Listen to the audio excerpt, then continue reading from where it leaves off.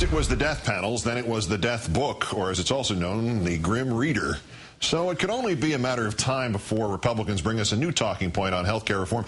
Democrats will turn you and your loved ones into zombies. And number one story, forget living wills. The GOP instead wants you to be scared of the living dead. A new mathematical study could pave the way for future Republican scare tactics on health care, drawing parallels between zombie plagues and infectious diseases. Researchers in Canada have concluded, quote, if zombies actually existed, an attack by them would lead to the collapse of civilization, unless dealt with quickly and aggressively. Humanity's only hope? Dick Cheney. Hit them, the undead, hard and hit them often. Already baiting a possible right-wing feeding frenzy, New York Times columnist Paul Krugman, his latest op-ed titled, All the President's Zombies. Actually, the column had nothing to do with Republicans scaring everyone into thinking that Obamacare will lead to zombies. Why give Sarah Palin another article she can misrepresent on her Facebook page? Meanwhile, the National Review sharing its reaction to the zombie study by passing along these pearls of wisdom. Zombies are cool. It's just a fact. And were these jokers European? Well, almost. They were Canadian. So leave it to Boss Limbaugh to get everyone in line. In a transcript titled, Democrats set up war rooms, websites to instruct their zombies. Limbaugh weighing in on President Obama's former campaign organization. It's the night of the living dead in the daytime. Obama zombies, which is tough to say. Obama zombies marching around with little instructions and pamphlets, manuals. The evidence is all around us, and it's hungry for our brains. Joining me now is Max Brooks, who's latest in a series of must-read exposés of Democratic plans. The Zombie Survival Guide, Recorded Attacks, is due out in paperback on October 6th. Thank you for your time tonight, sir. Thank you, Keith. Is this a real possibility? Could we see the GOP using the zombie defense against Democrats? And will Limbaugh wind up telling his followers, you know, I was talking about Democratic zombies before you were? Well, if they did, it would be counterproductive because Republicans would like a zombie outbreak, Keith.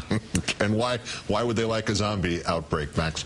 Well, Keith, as we have said before, during a zombie outbreak, society would collapse, the government would implode, we would all have to retreat to our homes surrounded by our guns. It sounds pretty right-wing to me. Or it sounds like a town hall. This could be a multi-layered argument, though, for the Republicans, because it would not just involve the gun issue and get back to your homes, but also health care and indeed national security, right? It could, but this is in lockstep with the Republican strategy because right now zombies are hot, they're hip, they're now, especially among young people. So what do Republicans do when something is hot and hip and now among young people? They attack it.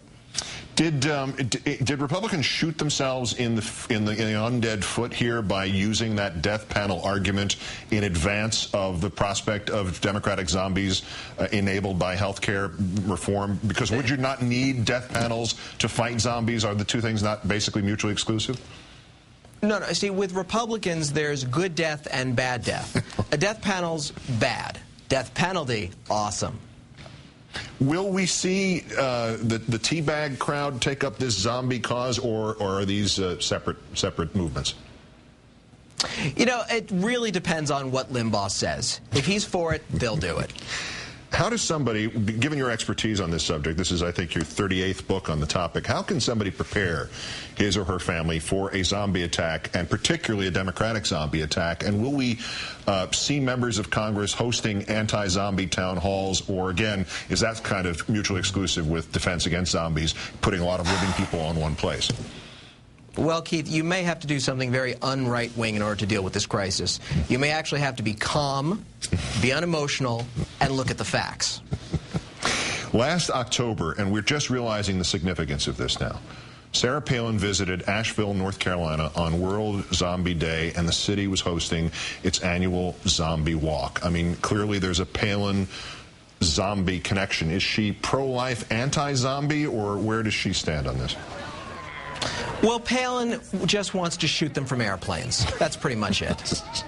If you shoot them from airplanes, does anything happen, or do they just keep walking? Well, you shoot them in the head. That's pretty much how it works. And so Palin wants to make sure that she's far away from the danger zone.